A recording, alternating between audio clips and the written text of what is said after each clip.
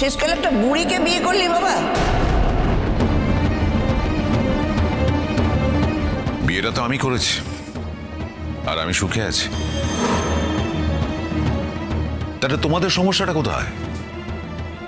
ও কি পারলো না পারলো, আমি কি পেলাম না পেলাম, তাতে তোমাদের কি যায় আসে? আমি তো এত বছর একা ছিলাম, কোনোদিন আমাকে বাড়িতে ডেকেছো, আদর করে খাইয়েছো? কোনোদিন বলেছো নতুন আমাদের বাড়িতে আয়, দুটো দিন থেকে যা, একটু আদর যত্ন করি? করনি তো। উল্টে যখন তোমাদের টাকা পয়সার প্রয়োজন হয়েছে, বাড়িতে কোনো কাজ লেগেছে, কোনো ওকেশন হয়েছে, তখন আমার কাছ থেকে এসে সাহায্য নিয়েছো, সাহায্য প্রার্থনা করেছো, টাকা চেয়েছো।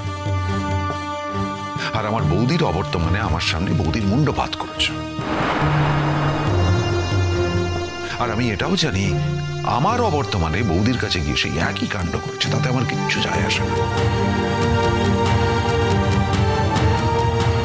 কিন্তু ও আমার স্ত্রী, ওকে অপমান বা অসম্মান করার অধিকার তোমাদের কারো নেই। ও বাবা, তোর গায়ে তো বড্ড ফোসকা পড়ছে দেখছি। আচ্ছা বড় বৌমা, তুমি আমাদের ডাকলে কেন বলো তো? তোমার দেওরের পারমিশন নিয়ে তো আমাদের ডাকা উচিত ছিল। ঠিক, আমাদের পারমিশন নিয়ে ওদের ডাকা উচিত ছিল। এরপর থেকে আমি তোমায় সাজেস্ট করছি বৌদি, যখনই ডাকবে তার আগে এই গেস্ট লিস্টটা আমাদের দেখাবে। আমার ওই গেস্ট লিস্ট দেখে যদি মনে হয় যে এরা ঠিক, এরা আমার স্ত্রীকে অপমান করবে না, তখনই আমি সেখানে আসব, নইলে সেই ওকেশন আমি বর্জন করব, সেখানে আমি যাব না। তাতে আমার কিচ্ছু যাবে আসবে না। যেখানে আমার স্ত্রীকে অপমান করা হবে সেখানে আমি নেই। আজকে দাদা নেই, কিন্তু দাদা থাকলে আমার দাদাও সেই সাজেশনই আমায় দিত। কমলিনী, বাড়ি চলো। কি হলো, দাঁড়িয়ে আছো কেন? চলো। যে বাড়িতে তোমাকে মর্যাদা দেওয়া হবে না, যে বাড়িতে তোমায় অপমান করা হবে, সে বাড়িতে থাকার কোনো প্রয়োজন নেই।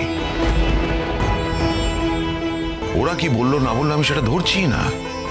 ওদেরকে তো নেমন্তন্ন করাই হয়েছে যাতে তোমায় কথা শোনানো যায়। আর যে নেমন্তন্ন করেছে সে তো কোনো প্রতিবাদই করছে না, কোনো কথাই বলছে না। সেখানে থাকার কোনো অর্থই হয় না। নতুন নতুন আমার কথাটা শোনো, তুমি কিন্তু আমাকে ভুল বুঝছো। দেখো, ওনারা কিন্তু সবসময় আমাদের বাড়িতে এসেছেন। মা যখন জীবিত ছিলেন তখন এই পুজোর সময় কিন্তু ওনারা সবসময় এসেছেন। এখন মা নেই বলে কি আমি ওনাদের বাদ দিয়ে দেবো বলো? আর তাছাড়া কে কি বলবে আমি কি আগের থেকে জানতাম? এটা কি আমার জানা ছিল বলো তো? নিশ্চয়ই জানা আছে বৌদি। তুমি বেছে বেছে তাদের নেমন্তন্ন করেছো যারা আমার বউকে অপমান করবে, আমার বউকে কথা শোনাবে। আমাদের আরো অনেক আত্মীয় স্বজন ছিল যারা আমাদের বিয়েটাকে সমর্থন করেছে। তাদের একজনকেও আমি এখানে দেখতে পাচ্ছি না। নতুন, তুমি সব কি বলছো বলো তো? ছি ছি ছি ছি। তুমিও জানো আমি যেটা বলছি সেটা ঠিক বলছি।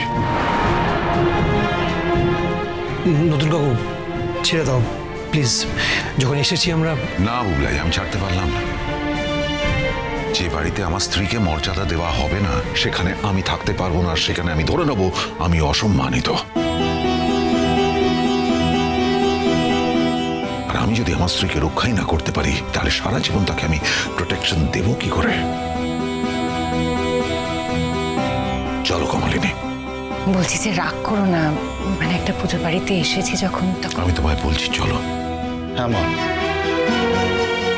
তোমার চলে যাওয়া উচিত। এরকম একটা পরিবেশে তোমার থাকার কোনো মানেই হয় না। অনন্যা আন্টি, এবার থেকে ইনভাইট করার আগে একটু বুঝে শুনে ইনভাইট করবেন।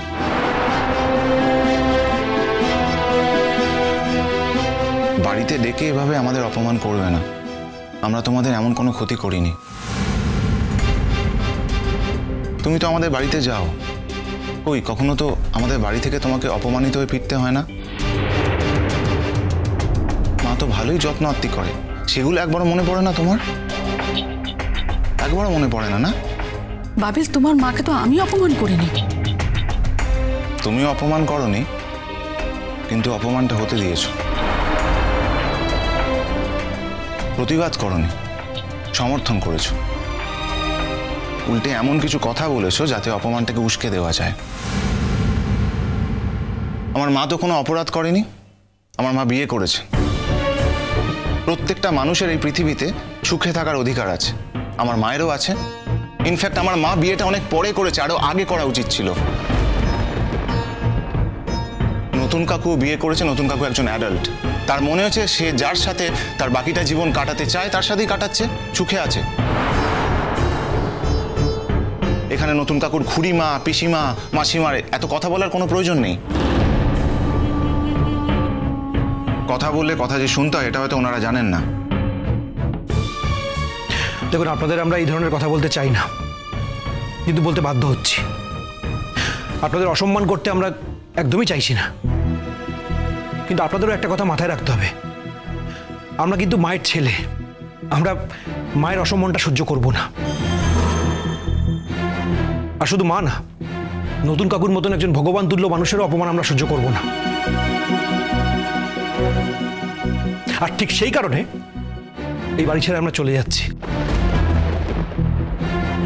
অনন্যা আন্টি আসছে, চলো মা। পুজোটা কাটিয়ে জানা বাবা, এসেছিস যখন। তুমি আর কত মানিয়ে নেবে কমলিনী?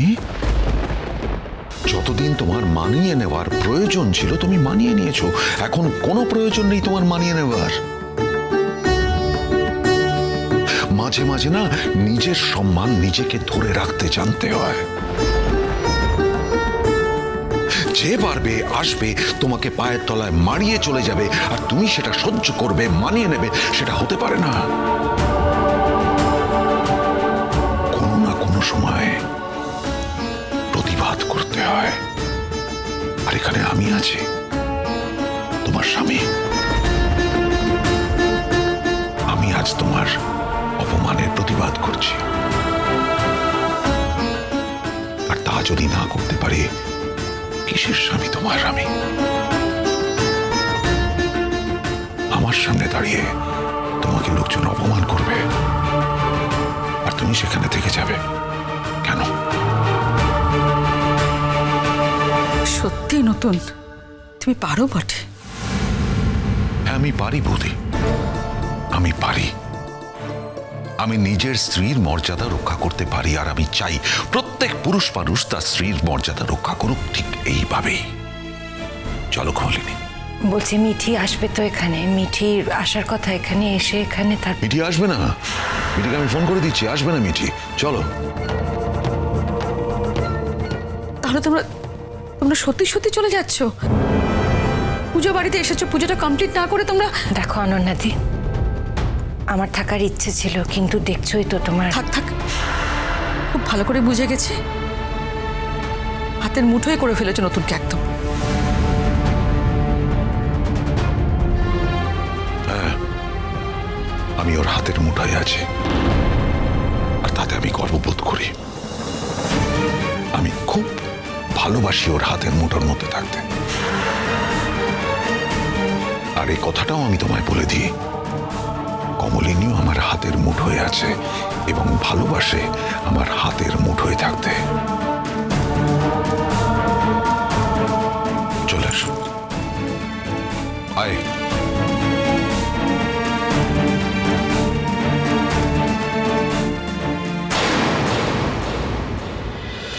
চিরসখা হে